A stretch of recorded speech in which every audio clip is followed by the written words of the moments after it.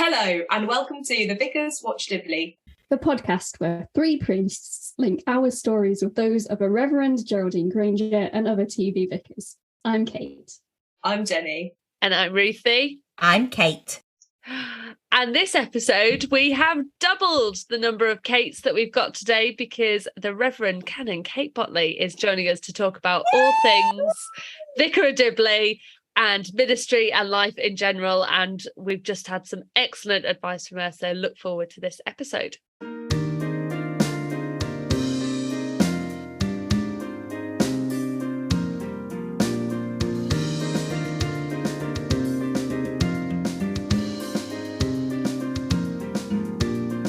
Hello, lovely ladies.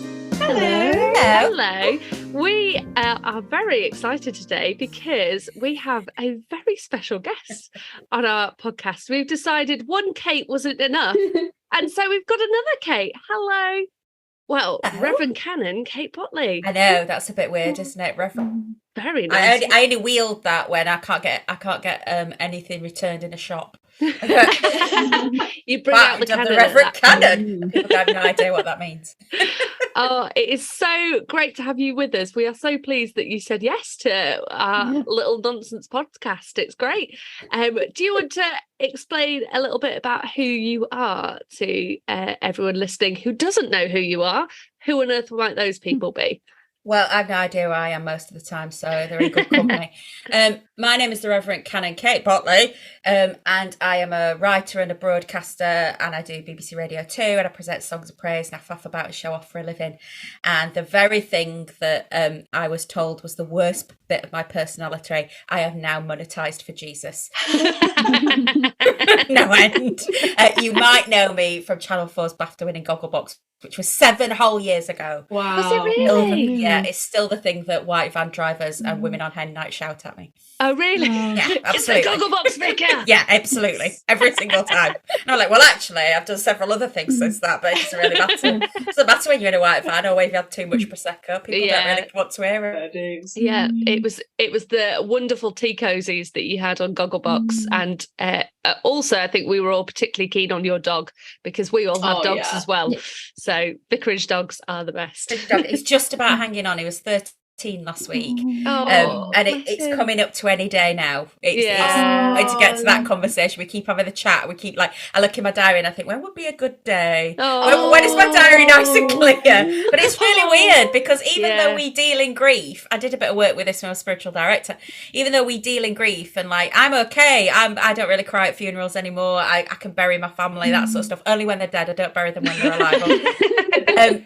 But it's really hit me hard talking about the dog dying. And I was doing some work with a spiritual director on this, and what we came up with is this is the only death I'm ever going to have where I have no job to do. So even if I don't do my mum's funeral or my dad's funeral, you're still the vicar, aren't you? You're still sat there going, oh, well, I don't do it like that, or can you do this, or can you include that prayer? But for the dog dying, I have no other job but to be sad. And it's really got me. It's really weird. Anyway, death, first 5 minutes. There we go. It's very good, isn't it? For those of our listeners who maybe aren't aware, a spiritual director is a conversation partner, really, someone who you find or you're matched up with, who you consider wise and prayerful, and they support you really kind of long-term throughout your ministry as to someone to help you reflect on how things are going, where you are spiritually, and sometimes what changes you could make to continue on your own personal spiritual journey. Gosh, you make them sound so wise and together. Mine has been mine for about 15 years, just because he won't give up on me just yet. That's the reason why I stood there. Plus, he knows too much. I'd have to bury his body and hide it somewhere.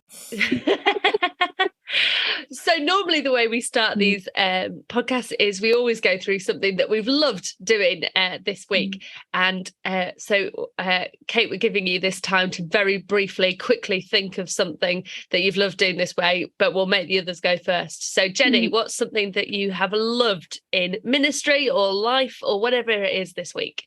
Okay, something I have loved this week is actually taking a pause, taking my hands off and allowing God to do what God does through the people that I have nothing to do with at all.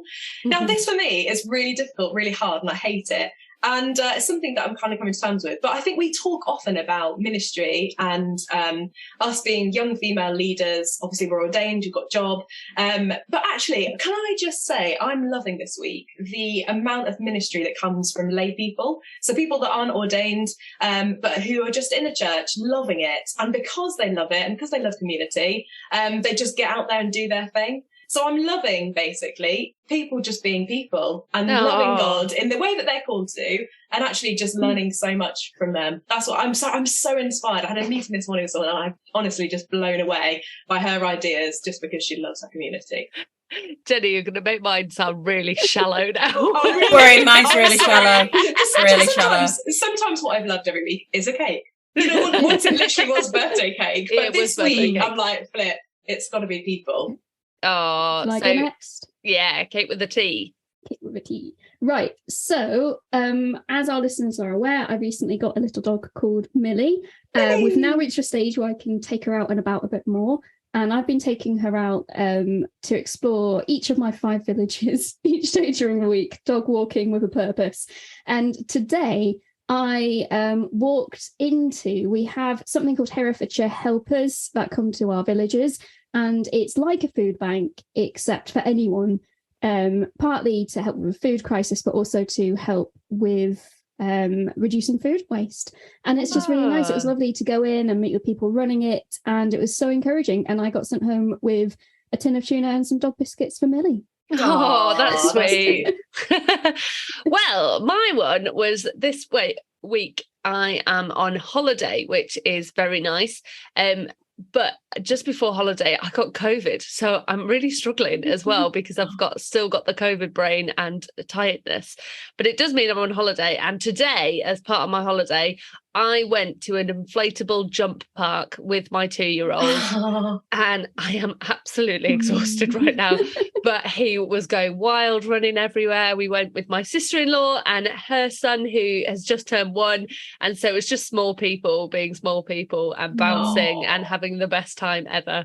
And yeah, it was great. So that's been a lovely holiday thing to do.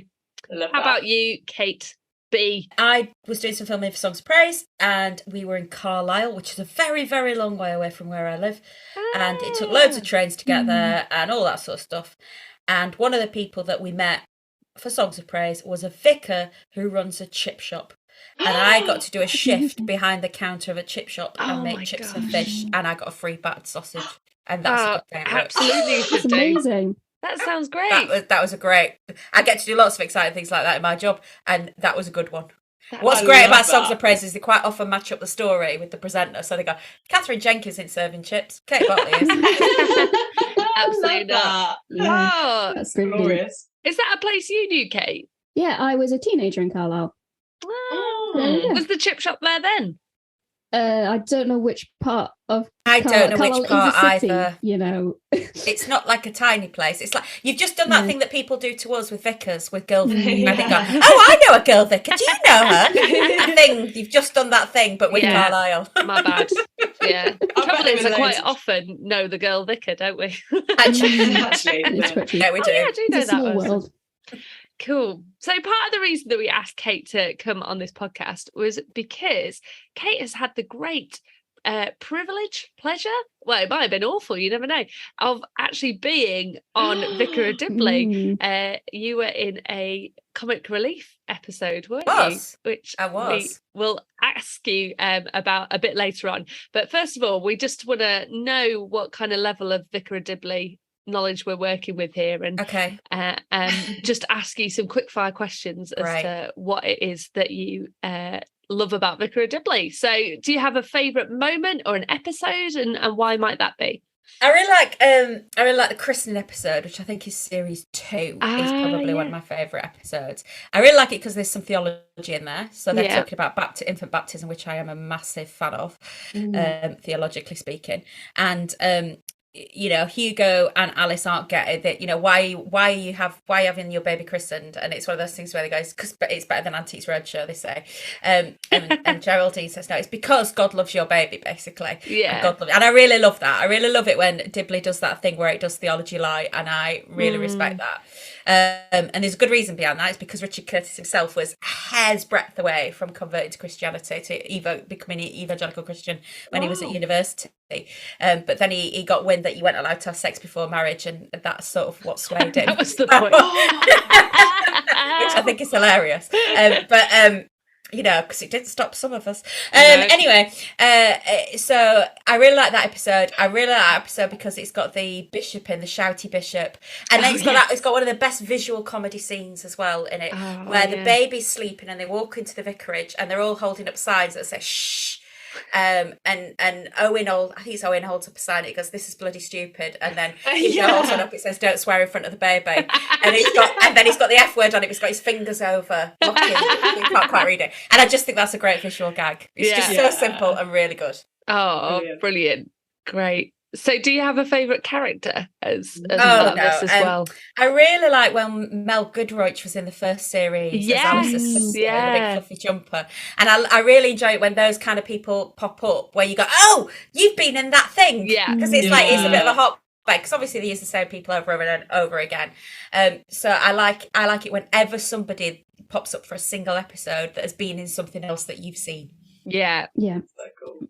That's the joy of IMDb at that moment, isn't it? Of just going, where do I know them from? And I can't watch a film anymore without Googling various cast members or voices and that kind of thing. But and of course, I very much like the comic relief special. Yes, I mean, that's the peak. Do you ever have particularly Geraldine moment-esque moments in ministry? Oh my goodness, so many. Yeah. I mean, so many, right? So I've got a couple came to mind. Firstly, the time when it was World Book Day and I was dressed as an Oompa Loompa for assembly, and halfway through the assembly got a phone call that Mrs. Jones, let's call her, was dying and could I come quickly? And there wasn't time to go home before going to visit her.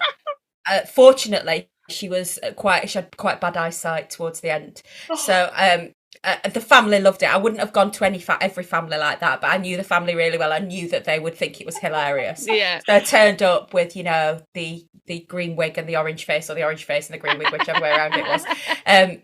And sort of ushered her out of this world, dressed as an Oompa Loompa. That was the first one. Second one is a little bit cheeky, so it comes with a slight warning that if you're listening with children, you may need to explain some things in this bit, so you might want to fast forward. I have being on telly, you get strange people who have strange obsessions and fascinations with you, some of which are healthy, some of which very much are not. I have a particular attraction towards foot fetishists, particularly like me. Really? Yeah, because I put on Gogglebox, I would have my feet on my husband's lap.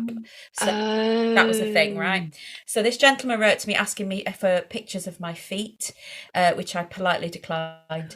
And then he asked for pictures of my feet, and he would make a sizable donation towards the church in exchange for these pictures. So I took this story to PCC meeting, to the church council meeting, as a funny story, right? I think it's hilarious. So I announced this. I go, he's offering money for the church if I give pictures of my feet. And at which, without missing a beat, the treasurer went, "How much?" And I went, "Whoa," like that.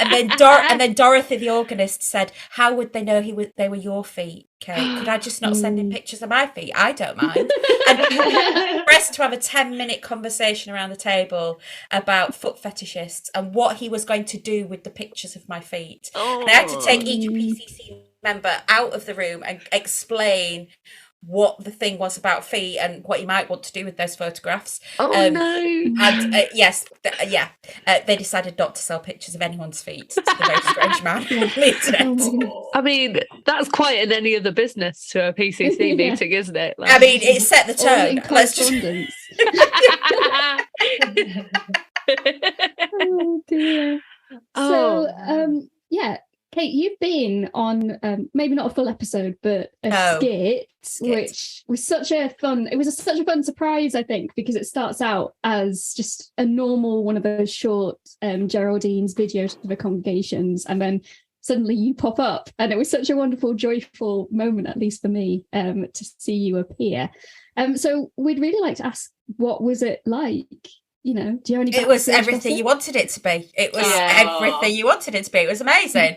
I got to go down to, I think it was filmed at Elstree, actually. I think that's where we were. I can't remember which studio it was. So I went down there, was presented with a sparkly dog collar and a sparkly pair of trousers and exactly the same outfit as Dawn was going to be wearing. Did you keep them? Yes, I kept them. Good. I wear them regularly. I wear them a lot for things like cruises and after dinners and things like that. People are like, "Oh, I like your sparkles. Where did you get this from?" Well, actually, they were a gift from Dawn French. And it was everything I wanted it to be. It was just, I took their hand off when they asked. I met Richard Curtis a couple of times. First time I met him, I had my dog collar on and we were at a book launch and he went, "Oh, are you a real one?" And I said, "Yes, I am actually." And he went, "Well, I wrote a comedy series about a vicar once, about a woman vicar once, And I said, "Yes, Mr. Curtis, I am aware of your work." But it was like, duh, kind of moment sort of thing. It was great fun. There wasn't a choreographer, so me and Dawn tried to make up a dance over a cup of tea and a sandwich, and we weren't very good at it, really. So it took a few takes longer than I think they hoped, but it was a lot of fun. And there was a wonderful moment where Dawn and I were head to head doing a sort of face-to-face kind of thing, and she started to do that thing, where people lean in for a kiss. So I leant in as well, because it's like, you're not going to get to snog her every day, are you? I leant in for a snog at the same time. We did a big massive snog right on each other's faces, and it was marvellous. I love Because that. that's something Dawn's famous for, isn't it? Big snog. Why would you want to snog Dawn French? Goodness me. She's got a list of all the ones that she snogs. So you've made. I like to think I'm on the list. And she bought me a present, and I took her a statue of the Virgin, glow-in-the-dark statue of the Virgin Mary, and we exchanged gifts and phone numbers and all that sort of stuff. But she's a lovely, lovely human. Oh, amazing! That is really everything you'd want and more, just as you said. Like, that is just amazing. The filming thing was like fun, but like sitting and having a cup of tea and Dawn going, "Oh, do you want my number?" And me going, "Yeah." Are you kidding me? Well, if you ever text her, just give us a mention and Will see do. if she'll do it. Will do. Come and talk. Or is it a bit creepy that there's 3 female vicars who all dedicate talking about a podcast to her the work? thing is, it's weird. It's really weird for her because obviously that's the role that people like. Just like people shout "Gogglebox," mine's a minor Z-list compared to hers, but that's the thing that people still shout at her. And when she was doing Dibley, people would write to her and ask her to come and do their weddings and to bury their granny and do all sorts of weird things. Yeah, she told me all about that, and she said, she had to say to people, "I'm not even sure I believe in God, let alone." And I was like, "Well, you're in good company. There's loads of vicars that are not sure they actually believe in God, so don't worry about that." But yeah, so it's weird for her as well because she does so much work. She's got such a breadth of work that this somehow has been the thing that she's most loved for. Yeah. Well, she became vicar for everyone, didn't she, in so many different ways, and became that representative of clergy who seemed accessible in a new way. Yeah, and I think because something about cultural memory as well. So the cultural memory of vicars on telly is the Dad's Army vicar, and so here was someone who was so far removed from that image of the Dad's Army vicar of that kind of sort of insipid, no opinion about anything, and it's not done us any harm, right? So it doesn't matter whether you're tall, you're short, you're fat, you're thin, you're old, you're young. If you're a woman with a dog collar on, everyone at some point will get, "Oh, you're just like the Vicar of Dibley." Actually, you're not. You're just like you. But it's not done. What it means is before we even get to the front door of the person that we're meeting, or the metaphorical front door, they already think we're going to be really nice. They already think we're going to be really funny. They already think we're going to be really down to earth. So it's not done us any harm. No. I've said it on this podcast previously when we were at theological college.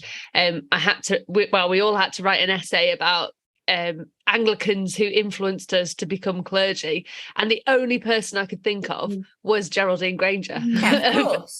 Anglicans who were actual influence. I wasn't allowed to write about Geraldine Granger. No, because it's theological college, and you're supposed to put like, people like Fisher and whoever, and Tom, whatever his face is, and all that. But actually, there's something about for me, ministering on the edge. That's where I feel called to do. So there's that. The thing I'm always called back to is that when Jesus was baptized, he had a foot in the civilization, a foot in the town, he had a foot in the wilderness. And the River Jordan is right on the edge between the desert and the settlement. And there's something about, it's brilliant that people can be part of the establishment. It's wonderful that people want to minister to other Christians. And it's great that there are other people out there that are very much settled in secular ministry and stuff. And then there are some people who just will never quite fit in either place. The sort of world, if you want to call it that, won't get it, and the church won't get it either. And that's okay. And I think Geraldine is one of those people that, as a character, fits in that gap. How did you find discerning that was your role to do? Did you ever feel that you had to be one or the other? It had to be pulled into a different place? Basically, I think I got a lot of, you won't be allowed to do that when you're ordained. You won't be allowed to do that when you're ordained, when I was training. And I got a lot of people at theological college who would say, yes, but who's the real Kate? What is the mask that you're putting on of this extrovert overconfidence? There is no mask. I am as shallow as a puddle. This is it. Honestly, that's all it is, and just this kind of, just this navel gazing nonsense, really. I'm not really into it. It's not my thing. It's lovely if you want to spend hours and hours reflecting on theology and doing all that sitting still navel gazing. I'd rather just get on with it for me. And it's different for everybody. And what happened was, the night before I was ordained, I remember crying and crying and crying because this was it. This was the watered down version of me that I was going to now have to present to the world in order to not be sacked. And so I expected to have to water myself down to not be me. And actually the opposite's happened, really. It's just like, oh, you're a desperate show off and an egotistical maniac and you like being the centre of attention. All right, then, let's have that then. And that is brilliant, because all the things I were told was the worst bit of me is actually the bit that has been used the most. And that's amazing. That just sounds like such testimony to God's calling as well. Like, God knows what he's doing with us, whether we are someone who would just like to be really extrovert and out there, or whether someone really quiet and reflective. Do you know what I mean? And actually ordination, I hope has the scope to have a place for everybody, and the church, moreover, has a place for everyone. I certainly think God's big enough for all that. I don't always think the church is big enough for all that, but that's a different conversation. And sometimes it is a bit one size fits all. In the Church of England, and I think we need to really look at the people that we're ordaining, and we really need to look at the people that we're certainly making bishops.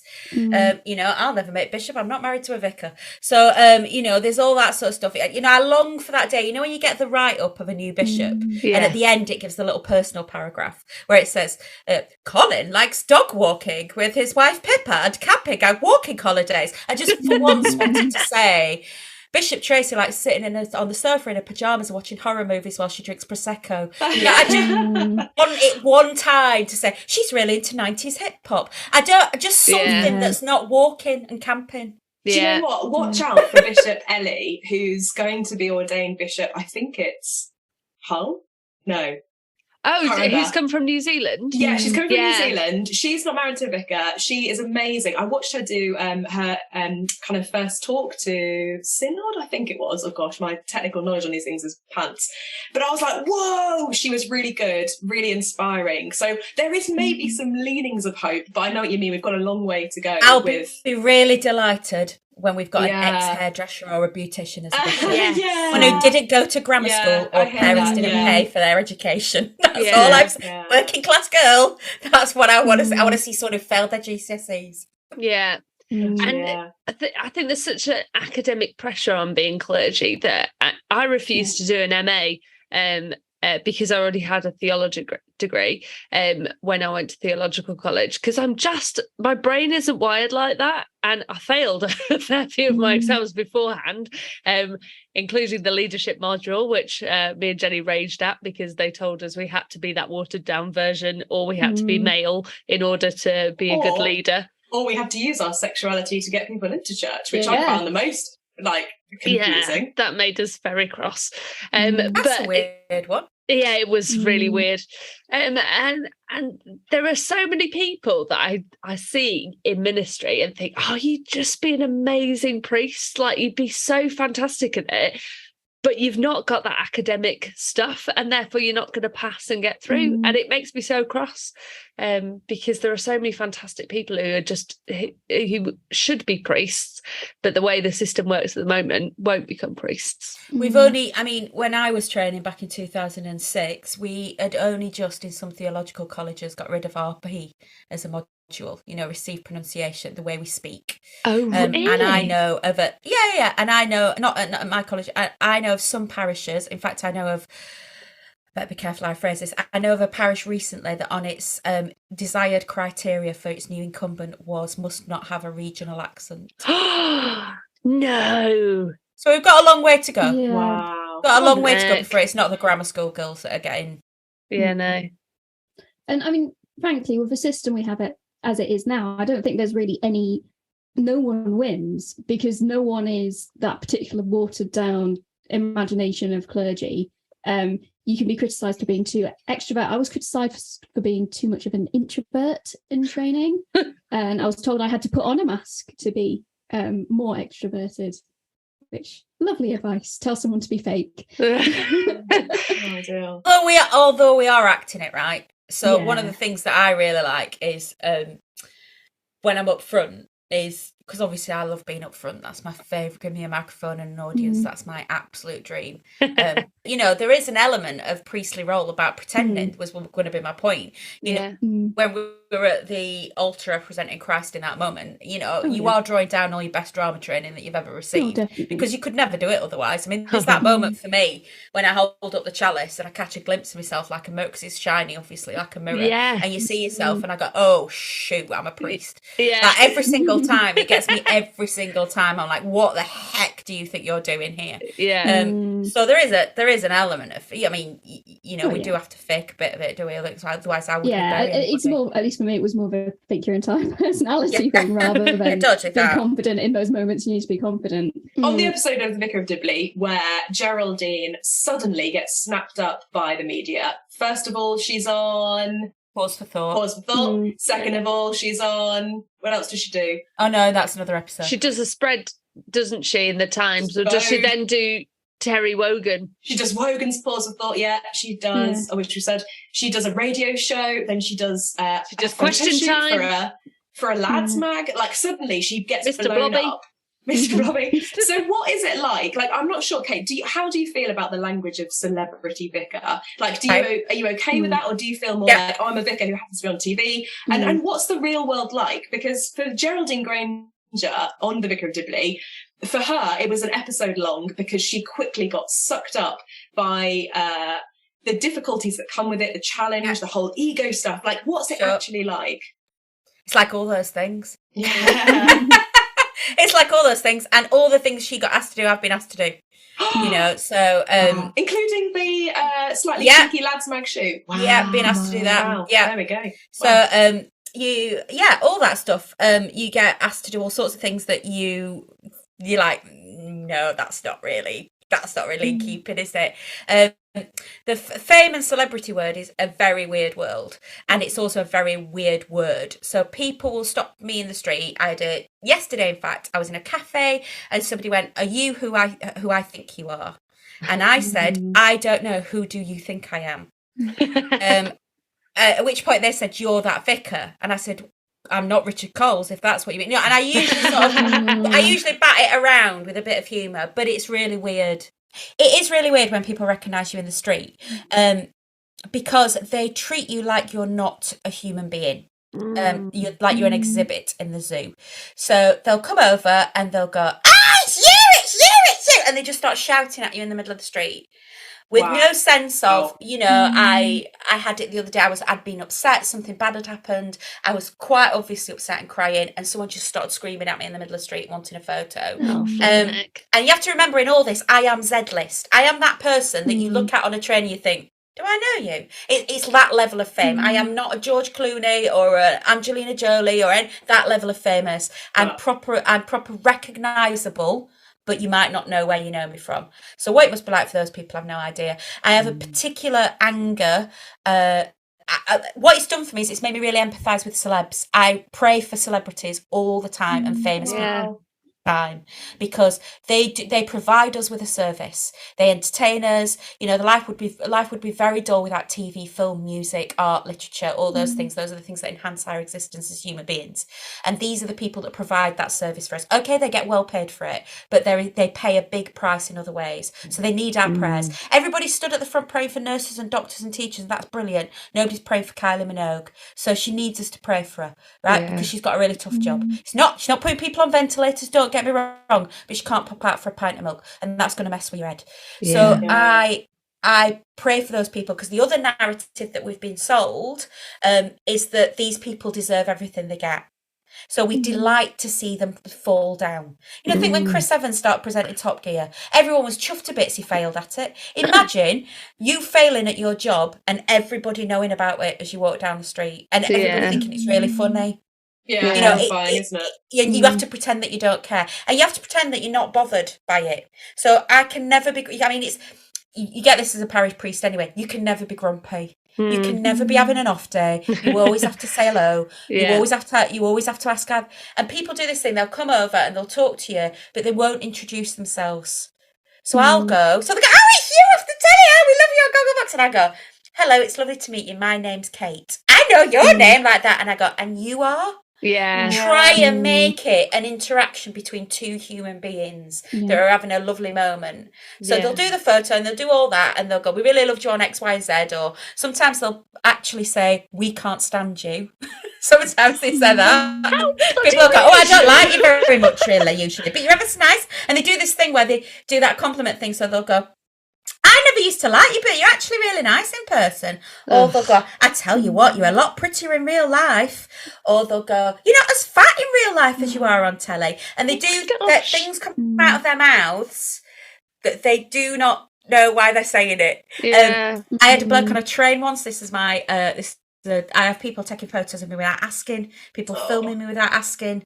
And then when you challenge someone, when you said, "That makes me feel really uncomfortable, you taking my picture from across the room without asking." "Oh, I didn't want to disturb you." You are disturbed. I know you're taking that picture. I can see you doing it. Someone in the Alton Towers queue behind me nudging and going, "It is." They think you're deaf as well. It is her off Gogglebox. It is her." So I just turn around and I just go, "Just say hello. It's a lot less weird." It's a lot less weird if we just have a chat. Bloke on a train sat opposite me, looked up, went, so I thought we were going to have a chat. Thought, that's lovely, I love chatting. Got his phone out, went like this, click, click, click, click, click, put his phone away like that, carried on, looked out the window. And I went, "Excuse me, took my picture?" And he went, "Yeah, you're on the telly." And I went, "Yeah." And I said, I'm just asking, have you got someone who loves you? You've got a partner?" "Yeah, I've got a girlfriend." "And what if your girlfriend came home tonight and said that a man on the train that she didn't know who he was taking pictures of her without her consent?" And he went, "Oh, it's weird, isn't it?" And I went, "It's really weird. Don't do it. It's really weird. It makes me feel really uncomfortable. Chat to me. I'm a vicar. You're supposed to be able to chat to me." So talk. Wow. So that's the bad bits. I love it. Do you want the good bits? Yeah, I love it. You're such an advocate for doing like the right thing. Like, that's really hard to be that confrontational and say to someone, "Excuse me, like, let's have a conversation." I do it in such a nice way, though. And also, I've got less of a monkeys these days. I used to on girls, late 40s, it just goes. It's great. You don't have a monkey about it. Can't wait for that. It's so brilliant. I think we get bits of this in a very minor way, but I've had less people just consenting to me. But I do think that's part of being female clergy, that you just kind of, people feel they can make opinions about you and say things and do that thing that they'll have done to you. And they'll do that thing where they'll go, "Oh, I don't really agree with it. I don't agree with women vicars." And you're like, "What?" I am here. I am sat here. When you were pregnant, you were saying? When I was pregnant, you have people just who come and touch your stomach, and because it's the vicar, it's okay. And, you know, I can make comments about, you know, gender of child and all of this kind of stuff. And it's weird, isn't it? And there is something about the nature of public ministry, about being a priest in the public square, that we are owned by the people. That's the gig, right? We know that. And it's like when we're ordained and you turn to face the congregation and the bishop goes, "Is it your will that we should?" And they go, "It is." You know, we belong to them. They belong to us. We have their cure of souls. My parish is a bit weird. It's a very big parish. But I consider that it is my parish. I have the cure of their souls, whether formally or informally. So I understand that I'm public property in a bigger way than I used to be. But like when I was in parish, you're a minor celebrity anyway, aren't you? You can never go to the pub. You can never do any of those things without somebody wanting to chat with you. And that's one of the reasons why we love what we do, because we get to do. But there are downsides to that, in that sometimes the line is really fuzzy, you know. So the question I get a lot is, what do your kids think of what you do? What does your husband think of what you do? To which I always say, I tell you what they think. They think that their mum and their wife is doing a job that she absolutely loves, and it pays for their mortgages. So, you know, that's what they think. Yeah. You know? Yeah. That's so cool. Did that ever sway you with like saying yes to things like Gogglebox? And did it all kicked off because you did the a wedding, didn't you? Is that where it started from? Doing the wedding, doing the flash mob?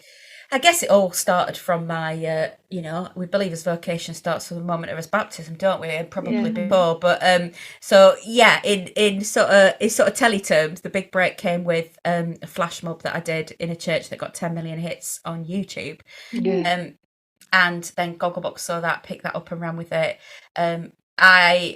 I was very earnest back then, and I wrote to my archdeacon and told him that I was going to be doing a Gogglebox, and these were the reasons why I was going to be doing it and why I thought it was a good opportunity for the kingdom. I don't do that so much now. He just goes, "Did I see you on 8 out of 10 Cats?" "Yep, you did, Yep, you did. Don't watch it. Bloody upset you." And I'm a lot thicker skinned about complaints now. You know, in the early days I was so worried about upsetting people, and now I'm much more secure in my vocation, and I don't worry quite so much about upsetting people or people not liking me. Really, that's okay. You don't have to like me. I was going to ask you about this, because you know, you must have days where you just think, well, you must have days where you rage at God and go, why the hell am I doing it this way? And, you know, can't you just give me a cushy, nice little parish where everyone just loves me and adores me? And Telly's much better than parish. But you must have those days where you're just fed up to the back teeth of everything, and it feel like the world's against you, and you've got creepy people sliding into your DMs and people making inappropriate comments. And what do you do to jump over that hurdle and go, right, next thing? I absolutely love my job, and I love my vocation. I love doing telly and radio, and I love it. So I remember that I love it. I also remember that it's my calling, that it's my vocation. It's what I've been asked to do. I honestly think this is part of my what I've been ordained for. This is, and I also hold it really lightly as well. You know, I know tomorrow morning it might be off, it might be done. You know, it might be, the phone might never ring again, and whatever comes next, I hope I love just as much as I love this. That's the dream. The dark days are, it's really tough on body image, being on telly. That's really hard. So that's one of my little dragons that I'm trying to get on. I mean, I'll never beat that dragon, but I might be able to get on a lead and get it to sit occasionally and behave itself. And the other ones are the social media abuse. That's hard. That's really hard. And face-to-face abuse in the street, that's hard.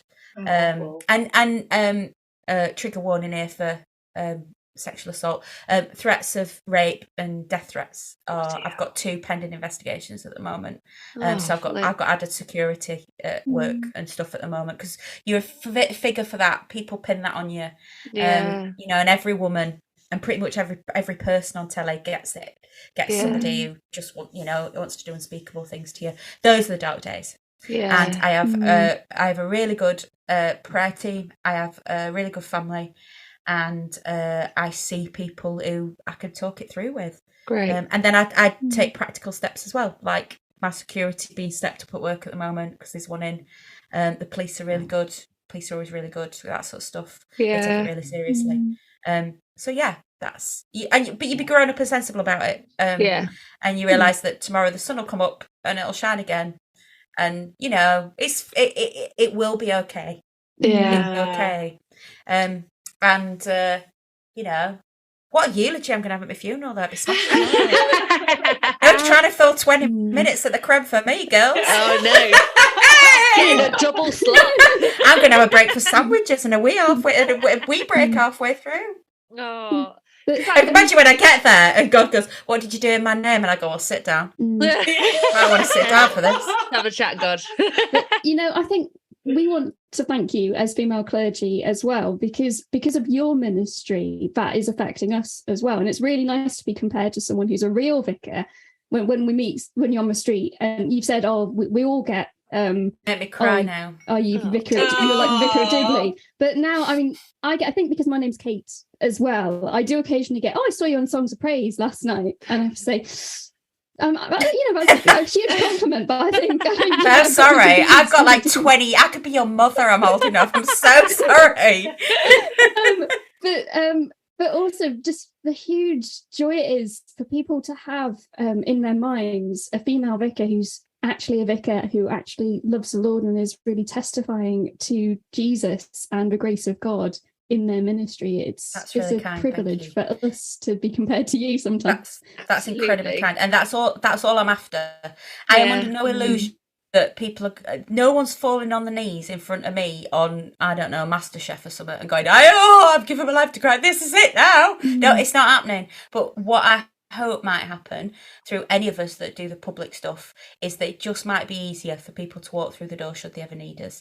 They just might feel a bit warmer towards the whole church thing, and that we're not all bigoted idiots who, that sort of thing, that actually there is a quiet revolution going on of the generosity of God, and that's what it's about, really.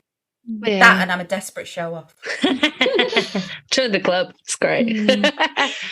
On that point, I would love to know, Kate, do you ever have times when you're filming or recording or writing or doing something that's, in the public eye, and you end up having those golden conversations, those real deep spirituality chats with people? Or do people ever get in touch with you online and just say, actually, I was kind of thinking about going to my local church? Or do you ever get the opportunities for that? What's that like? Is that positive? I get a lot, especially in the early days when all my contact details were public. I would get a lot of people who wanted to talk to me specifically about their faith. I quickly discovered that is a really bad idea for me to try and meet with every single person because a lot of them they want to chat to that celeb vicar. That's what they want. And it's just that they don't know their vicar. So I quite often do referrals. If something comes in, and quite often I'll get people, I'm sure you get this too. My granddad's died. We live in the Isle of Wight. He'd love you to do his funeral. I'm like, that's not. I had a wedding request from Mallorca the other day. Very sweet of you. I'm not flying to Mallorca to do your wedding, because for them it's the most important day of their lives. For us, it's just our 11 o'clock. We do this stuff every week, right? So you have to not make them feel like that you're just going, oh well, I could bury somebody else's granddad 10 minutes from my house. Why would I travel? You obviously don't say stuff like that. So I will always send a card if I've got an address or maybe some flowers or a gift. And I will always try and find them a vicar or a clergy person that's close to them that can do that job for them. And invariably, they come back to me and go, thanks ever so much for that recommend. They were really good. Yep, I know, because most vicars are. And it's not the Kate Bottley show. Not, you think you want the Kate Bottley show, but actually there's loads of us doing really good work. You don't need that. I get to have very small conversations, but I think they run really deep. So I get to do things like, I'll always say to people, can I pray for you? I'll always say, next time, and usually next time I'm in church, next time I'm in church, can I light a candle for your dad? What's your dad's name? I'd always do that, do those things. Quite often, I have to light a candle and go, dear God, everybody I've said I'd light a candle for this week, that's who this is for. Like that, because I can't remember everybody. But what I hope it is it's a signpost to other conversations, because there's not a lot of time to have really big deep chats. But I'm going to do some name dropping. I get to say to people like Michael Bublé, "As your son, can I pray for him?" Kylie Minogue, people like that. You get to go, "Oh, it's really lovely to meet you. Can I remember you in my prayers?" And just being able to say that is it's a different thing, right? It's like chaplaincy. It's lovely. It's fantastic. It's lovely. And I get to do that. I get to do that with my colleagues at Radio 2. So, people like Dermot O'Leary, who's a Catholic, we'll talk. I remember when we were having a talk about the pro-life, pro-choice stuff, Ross v. Wade in America, and he'll say things like, what do you think about that? And we'll have a little bit of a chat about the theology of it and stuff like that. So I get to do things like that, which is just mad, right? Yeah. Mad. what is that like? Because do you feel like you need to be held into saying particular things that the Church of England describes to? Or do you feel like, actually, I speak from the heart and actually God can do what God wills through what I say? Like, how to hold the boundary? Yeah. Well, I get it wrong all the time, obviously. You know, there's which we all do in ministry, don't we? Every now and again, we step wrong side of the line and we go, oh, no. And I will continually fall short of what God expects of me. Of course I will. But I will usually speak from the heart. And I mean, you don't need to be a rocket scientist to figure out where my theology sort of sits really on lots of things. And I do upset people. I upset a lot of conservative evangelical Christians. I upset a lot of people. You know, I get shouted at by that I'm on Steph's packed lunch and I'm not telling people they need to be washed in the blood of the lamb. You know, and it's like, you can't do that. You can't go on daytime TV and sit there going, you need to be washed in the blood of the lamb. No, you can't do it. They'll never ask you back. So do you do that once and never get asked back, or do you slowly minister to people by presence? And just by being there, and just by wearing the collar and talking of the stuff of God, and you know, we don't have ownership of this stuff. We don't own it as a church. We don't. It's not our possession. Grace is not a finite resource that if we distribute it freely, will run out. It just won't. No. It's just like the magic porridge pot. It just keeps coming. So, and also, you know, God's not God ain't owned by Christians or by people who go to church. Much bigger. It's just so much bigger than all that. You know, and part of my job, I think, is to just keep challenging, keep pushing very gently. And you know, even things like most people that aren't in our gang, let's put it like that, most people think we believe in an old man on a cloud with a beard that controls the weather. That's what they think we believe in. Do we not? What have I doing? Some sort of cosmic Santa Claus. And you know, so people's theology has not moved on since they were about 4. Actually, 4-year-olds have better theology than that, but you know, it's not moved on, their understanding of God.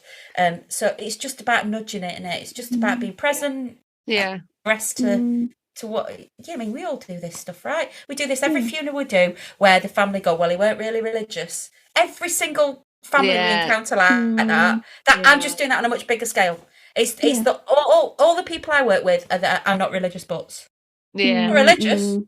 It's all right. It's not the worst thing you could be. I often find the most interesting conversations come from sentences that start like this, and actually they'll have amazing theology, or they'll just think in a really brilliant way about spirituality, and those kind of conversations you have in the pub, and you just get into these weird holes with people chatting about the most random stuff, and just God. I mean, I was really sniffy about doing Songs of Praise, because it's like, it's Songs of Praise, isn't it? None of us watch it, right?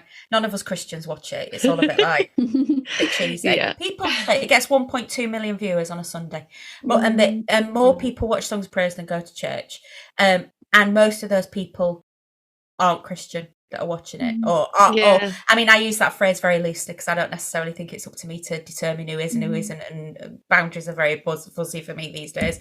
But I just think that's brilliant. Like having it on, singing along, you know, great, brilliant. It was really interesting when we did the Songs of Praise episode for Vicar of Dibley that actually none of us listened or particularly watch it. No offence, Kate. No, it's good though. Honestly, I've started watching it since I've been on. And I'm like, actually really good. It's actually like Jesus stuff. But we know people who, whether that's, you know, someone elderly who can't get to church anymore, and that's their way of getting to church, but also kind of peers who are the same age as us, who have just started watching Songs of Praise and find it, you know, has some peace, or just, I don't know, there's just something about it that grabs their attention, and then they just find it a restful thing to do, or want to engage with it, and it's amazing what it does. And this is the thing, right, is we all know this. People presume that we work one day a week on a Sunday in a church talking about Jesus. Actually, you know, we talk about Jesus when we're buying a loaf of bread at Co-op, even if we don't mention him, bidden or unbidden. You know, it's not. I remember when I was a chaplain at I was a chaplain at an FE college. Plumbers, plasterers, hairdressers, handing out condoms, taking it to a clinic, you know. Is it itching or is it burning? Those kind of chats. And I had to fill in a timesheet for the diocese about how many hours I worked. And I said, so when I'm having my lunch in the canteen with the students, is that work or not? And I kid you not, the woman at the diocese who organised these things said, it all depends whether you're talking about God or not. And I was like, you don't get vocab, no. You don't get it. No. You don't get that if I only ever put down on my timesheet the sentences when I'm specifically saying the word God, I'd work about 5 minutes a day. It's not like that, is it? No. And even bringing it back to the Vicar of Dibley, I think one of the things we discussed before is how little Jesus talk there is, like in kind of comparatively in terms of percentages on the show, although there's some really profound moments. But actually the whole witness of Geraldine being there with people and loving people is itself it's the job and the calling, and it's showing the love of God. And for lots of people, even though, you know, John French is not Geraldine Granger, but for a lot of people, this fictional vicar shows them the love of God, and shows them what it means to be loved and to be valued. Yeah. And often in the Vicar of Dibley, it's those moments that just come from nowhere that are suddenly really deeply profound, and you have these amazing conversations and just the little bits that happen, and you just it pauses and stops you in your track. And I think good telly does that when, you know, it can be a comedy show and then just suddenly there's this moment, and this is really cheesy, but yesterday I was watching the Eurovision film from Netflix, which I've never seen before, and it's, you know, silly and ridiculous, and then there's that the moment, this is a massive spoiler if you've never watched it, where they sing in the Eurovision contest, and instead of doing the song they're supposed to sing, she sings a song about her hometown and the love she has for it, and it's like, it's dead profound and beautiful. And you just been laughing about it. And I'm all about theology in the God moments when we least expect it, and also in ordinary. I mean, we were talking about spiritual director earlier. Mine stopped giving me books to read. He now gives me films to watch, adverts,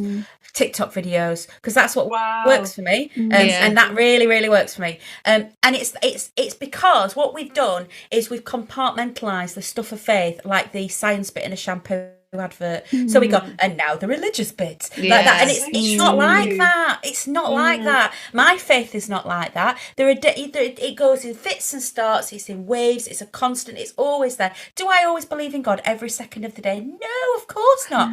Some days it's like, I just got to go through the motions here because I'm not sure what I think today. How could I? We bury babies for a living. Yeah. How could we hold on to? I mean, that don't mean that I've only ever stopped believing in God once, totally, for 3 days. It was on the Camino. I didn't believe, we didn't speak at all. We had nothing to do with each other. I was a complete atheist for 3 days. It was the most desolate experience of my life. But most of the time, I'm a healthy agnostic, because that's the only logical position, right? Yeah. We can't prove there is, we can't prove there isn't. And so it comes in fits and starts. The stuff of faith is not always on, you know, we're not always there, are we?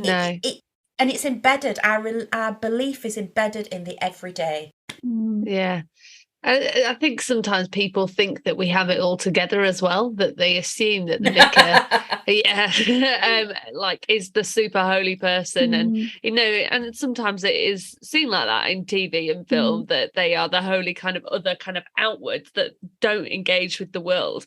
And so seeing you allowed, my favourites are things like when you're in nightclubs and people go, are you allowed to be here? Yeah. That's great. Yeah.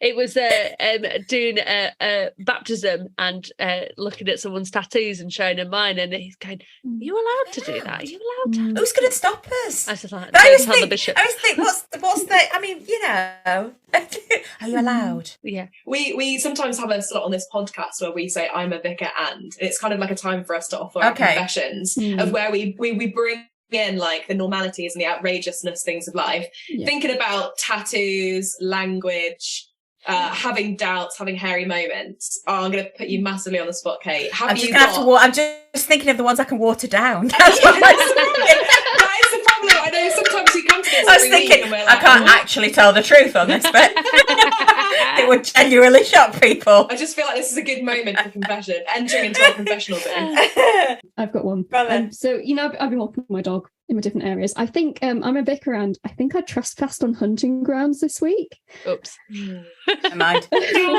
I'm a vicar and I've got 3 points on my licence. Shocking. Yes. I know, right? Yeah. I am a vicar, and I discovered just before this podcast, my last Google search was how painful is a leg wax? I'm going to try and go for that. I think I probably will go in my dog collar as well, just to be like, woo. I've got one. I'm a vicar and my master's dissertation was entitled, Can Vicars Use Vibrators? No way. Wow. And the conclusion? Yeah, what was the conclusion? Yes, as long as they're fair trade and fully recyclable. Oh, brilliant. Oh my goodness. Ruthie, you're going to have to bring us a stonker. We need to meet Kate's bar. Tell you what, girls, the research was fantastic for that essay. I bet it was, yeah. Flipping it. You might want to edit that out. I don't know, you've said it. Research was so much fun. See what Nat This thinks. is so interesting, because I used to be a vicar who wouldn't even go bra shopping in my dog collar, because I was like, don't want to offend anybody, but I've actually happened to have breasts as well. I like a bit of that. I once went to a hot tub party in my dog collar. I like a bit of that spurt in it. That's cool. Amazing. Next level. Yeah. Yeah. I'm trying to think of anything. I mean, look at you. You're in lipstick with leopard print dungarees. And it's shocking. It's almost like she's a normal person. I know. Normal Totally person. Piercings, tattoos. Bringing the living God there. And actually, I love what you were saying, Kate, about sometimes people think the religious stuff is the church stuff. And actually, it's not. It's the building of community. It's spending time with people when you're buying a bread loaf. When you're buying a loaf of bread, when you're in the pub, when you're going on a walk with your dog, as well as when someone's died, as well as when someone's been born. And actually, applying that to your life, if you don't mind with my creative liberty, I wonder if your religious bit now is kind of songs of praise, and yet we see you popping up everywhere. You are, you're a very, you're honest on social media, but you're also on the sewing bee. Then you're popping up on, with Dawn French over here. And actually, you're not just the religious content. You are... you're bringing that love and the warmth and kindness of God and the normality of being a human, and also representing what it is to be a vicar kind of everywhere you go. And that's kind of what we do in the community, but you do it like everywhere. Yeah.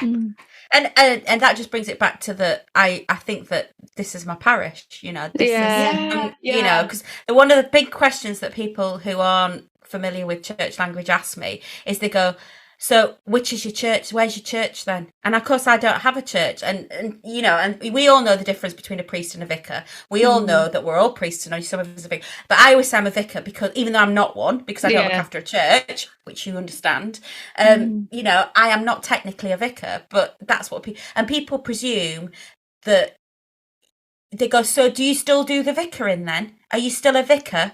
And I go, well, I still do church stuff, yes, but this is as much as part of that as the other. It's not separate. I don't go, and now this is the religious bit. It just all is. Yeah. So things like Steph's Packed Lunch is brilliant daytime show. It's on Channel 4. It's on, I think, 12:30 till 1:15, something like that. No, 12:30 till 2:15. And I am on that show not because I'm a vicar. Yeah. They didn't ask me on. They didn't go, and now we need the religious bit. I mean, I get phone calls from Radio 4 and all that sort of stuff. Whenever there's a change in the, so when the Lambeth conference was on, or when last week there was a new thing about AI being used at funerals, and so they go, we need a vicar on. So they phone me and they go, can you give us an opinion on that? And that's fine. But the stuff I really want to do is where it's completely immaterial that I'm the Revd Canon Kate Bottley. So interesting. That's not why you're there. You're not being asked to do it because there's they want a commentary on the papal visit to wherever. And that's why I sometimes turn stuff down, because I just think, you've got ring Coles. This is not my gig. Prince Philip's funeral, that sort of stuff. I just went, you're all right. I don't want to be a voice at church in this. Ring Justin. That's Justin's job. It's not my job. Sure. And loose women. I know my demographic. Yeah. I'm twitchy about doing Radio 4. Twitchy about doing BBC 4. I like to do. I don't want to do. I want to do theology for Bella magazine. That's what I want. Yeah. I love that. But the thing is, I guess it's interesting people ask these questions because you are doing a new thing. Like, imagine if we had grown up where there was this like I love that's why we love Geraldine Granger so much, obviously. But an actual real life vicar who was in our teenage magazines or on like our but I also think that there's a massive gap. I think there's a growing gap between the established church and the culture that we find ourselves in. We are not becoming increasingly a novelty item as fewer and fewer people engage with formal church, particularly from a working class demographic. So we've got an increase in celebrants, you don't have to get married in church anymore, all those sorts of things. The gap is getting wider and wider and wider. And so, I know this because when the women bishops debate was on a few years ago, I went to have my haircut with Stacey, my hairdresser, and she said, shout out to Stacey, what you having done? What are you doing tonight? You going out to do it? Are you going out tonight? What are you doing tonight? And I said, I'm going to debate on women bishops. And she went, oh, what's a bishop? And why should she know? Why should she know what one is? So I also think that it's about the further that gap gets between the culture and the church, we need more and more people that can talk both languages and go, we're still here, we're still open. We can still offer you things that you might not be able to get anywhere else. We've still got a USP. And I know I'm the novelty act sometimes. I know that when I'm wheeled out on 8 out of 10 cats or Would I Lie to You, it's like, oh, she's a vicar. What are they? That's a bit weird, isn't it? They believe in the resurrection. How bizarre. I know I'm a novelty act. It's fine. Do you find that other kind of celebrities and things like that will like either stop swearing or apologise if they swear in front of you? You get that too, though, right? You get people who blaspheme in front of you. I'm so sorry. Yeah.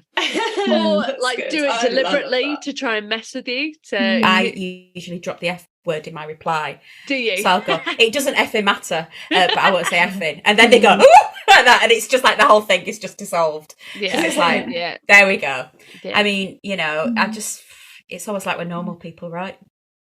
I've got to admit, I quite like, we had that, there's an episode for Window and for Weather where Geraldine really monetizes and really enjoys someone feeling uncomfortable because he keeps swearing in front of her. And I've got to admit, I take a naughty delight in the discomfort that people feel, but the holes they dig as they keep, accidentally swearing in front of me and making a big deal of it. And I really don't care. But it's funny. It's funny how awkward they're feeling because I usually feel awkward a lot of the time. So it's like Martin McCutcheon in Love Actually in front of Hugh Grant. Reference that a couple of times. I love that scene. Yeah, it's great. It's I think just by being present we make people feel we have a gift of being able to make people feel at ease very quickly by just being really normal. And I think I would like to think that most of you asked a specific question about famous people there and celebrities. I like to think that most of my celebrity friends, for want of a better phrase, know now that they can pretty much say anything in front of me and it'll be fine. And I won't judge them and I'll just love them and they can tell me anything and that's okay. Yeah, brilliant. That's so cool. Really cool. Great. It's really great. Yeah. Kate, can I ask you? Because something you said earlier is really sticking with me. I can't get it out of my head about how, the days where we have where we're like thinking, oh God, what are you doing? Or you mentioned those 3 days I'm where struggling to believe this. God out. Yes, exactly. I'd love to know, what is the thing that may help our listeners, or what is the thing for you that brings you back to God when you're having a day where you're like, I cannot believe this, or like you said, we bury babies. How on earth, are we supposed to hold faith in those times? What are the things, or who are the people, or is there scripture verses that bring you back? I'm going to give you an answer that would thrill my theology professors at theological college. The liturgy. Tell us about the liturgy. If the people that haven't come across that, the words. So we have certain words in the Church of England that are the words that we've been given. So things like the Book of Common Prayer, and they've been written by people, and the people far cleverer than me have managed to give us words for us to say when we need to say them. So I'm explaining liturgy really badly here, girls. Nice. No, great job. That's brilliant. But we open a book, and the words for the funeral are all written down. We open a book and the words for morning prayer are all written down or on your phone. When I have got nothing and I have nothing to say to God, those words work for me. And that's why I'm an Anglican, because I don't have to rely on coming up with something clever to say, because somebody clever has already said it. So you just rest on that. Yeah. And it's such a gift. So I find that, you know, I'll have a grump, I'll have a strop, I'll have a, you know, a bit of a temper tantrum, and then I'll do compline, or I'll do an evening prayer, or I'll read something, and I'll go, oh shoot, I really believe it. Darn it. But the other day, I'll tell you what the other day, we were driving to empty my daughter's uni house, and we were tongue-in-cheek listening to what she calls her Anglican Bangers playlist on Spotify. We all need one of those. Amazing. It was great, and we listened to it, and sometimes, because we have Spotify playlists that are really cheesy, so we have the country music playlist, and then we have the Anglican Bangers, and then we have religious playlist, and it's got things like Jesus Take the Wheel on it and stuff like that. We're going to take the wheel, like that, because I think that's the other thing that's really important to say to people that don't believe, is I understand it's ridiculous. I understand believing in a man raised from the dead makes no logical sense whatsoever. I understand that the idea that there's a supreme entity in the universe that was involved in our creation and and sustains us and shapes us and wants us to be part of that story. I understand this is completely, but it's a bonkers nuts concept. I am not without logic, all right? I'm an intelligent, articulate woman. It makes no sense. Yeah. Right? But yet here we are. Yeah. All right? And it's somehow, I think sometimes what my atheist friends miss is they think I don't realise that it makes no sense. Yeah. I know it does. You know, oh, if there's a God, why is there evil and suffering in the world? I know, it's rubbish, isn't it? Yeah. What a great question. And so we were listening to, I can't remember what it was. It was something like Crowning with Many Crowns, or it was a proper Anglican banger, and I just suddenly burst into tears. And I turned to Ruby and I just went, I really believe it. And she went, I know. I went, it's yeah, that's what does it. Liturgy, singing the words, doing the words, and going, and you just keep doing it till you believe it again. Yeah. I love that. It's the same with communion. It's the same with all that stuff. You stand there and you think, I'm not sure today. And then you do it and you go, oh no, I really believe it. Yeah. That's the thing, because when you say it with your mouth, then there's something about the spirit that echoes it in the heart. And actually it drops down from mind to here. And it's like, actually, yeah. And like you say, it's those experiences. And I think there's something very powerful with that. I think that's amazing. And I love that. So please, to hear that. Yeah. And I think what I particularly love about liturgy and our shared prayers, even just for Lord's Prayer, is if I'm not feeling this today, if I'm struggling to believe it today, I know someone in the world, loads of people in the world are praying that same prayer and they're believing it, and I can today, they will support the belief. They can carry me for today. They hold the faith for you. And you don't need to believe it every single minute of every single second of every single minute of every single day. It's okay. I find myself almost like a lady that's hanging on desperately to a dog lead, for a dog who's like running down the road with I'm almost like, I find myself sometimes clinging to it because it's the only thing I have. Do you know what I mean? In those times of desperation, I don't often fall out with God, but when I do find myself going, I haven't got a clue what you're doing here, I haven't got a clue what to say here, but I'm like clinging on for dear life, being it's like that. Have you seen that meme where there's that little boy on a roller coaster, bless him, looking terrified out of his life, terrified for his life, and it's like me and the Holy Spirit, and it's like him with his mum, and his mum's like, yay, and his little face is like, like all his hair in the world. Like sometimes it's and I guess with the difficulties, sometimes it's like, right, God, I haven't got a clue today, and I can't talk to you, and I'm angry and I'm upset and I'm grieving or I'm hurt. And then other days it's like, you better know what you're doing here, because I haven't got a blinking clue. Haven't got a monkeys. Yeah. And continuing in that sort of theme of advice, one of our privileges with this podcast is we get messages from people who are discerning their vocation and talk about how they appreciate our conversations. So we're wondering, Kate, if you had any words of wisdom or advice or encouragement that you would share to anyone who's discerning a vocation to the church, or I guess in any expression of what they believe God is calling them to do. Talk to people cleverer than you. That's always the good thing. Remember that vocation is best discerned by others and not by yourself. I guess you get asked, like I do, what made you want to be a vicar? I didn't really want to be one. It's other people that said it often enough. So there's wisdom in others would be one of the things that I would say. And you can trust you can trust what God is up to through other people. Don't water yourself down. If you've been called, you are being called to be different, you know. So when people go, oh, never change, people sometimes will say to me, oh, never change, and I'll go, I hope I blooming do. So be willing to be shaped and moulded, but that's not the same as watering yourself down. And pray again, obviously. Yeah, fab. And don't do it for the money. Yeah, you're really in the wrong career for the if money. you're doing it for the money. You get quite nice houses sometimes, though. Sometimes. Kate, thank you so much for coming and joining us. It's been such a pleasure, and I just want to say what Kate said again earlier, that you have been a wonderful person to witness on telly and see. Yeah, you've become a Geraldine for a new generation. That's so true. And just to be able to point to people like you and just say, you know, we're not all completely bonkers. Well, we are. Remember that when I spectacularly fluff up and it goes public, which will. Invariably something will. That is, that's the other thing, isn't it? The point, though, isn't it? Yeah, exactly. That's the whole point. Yeah. And I hope that, you know, that when we fluff up, you know, we've got each other's backs. Because invariably I will. I say that to the Archdeacon all the time. I go, it's coming. I'll say something on social media one day that'll get me kicked off. I know I will. Or a picture will emerge. Or, in fact, when I got ordained, before I was on the telly box, I went round to visit some old boyfriends just to check we were okay. Because I was like, just double check that me and you are okay. Yeah. And they were like, look, it's all fine. I ain't telling anybody anything. I'm like, that's good to know. Thank you very much.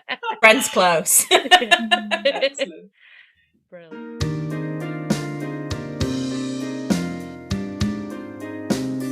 We hope you've enjoyed this episode of Vicars Watch Dibley. Thank you to Toby for editing our ramblings. Any views expressed in this podcast are our own and don't necessarily represent those of the Church of England or any other organisations with which we are affiliated. And as always, bless you for listening. Why did it take Moses so long to release the Israelites? Because he was in denial. Oh no! In denial. I just quite like that. Terrible. That's awful, but thank you. Dreadful joke.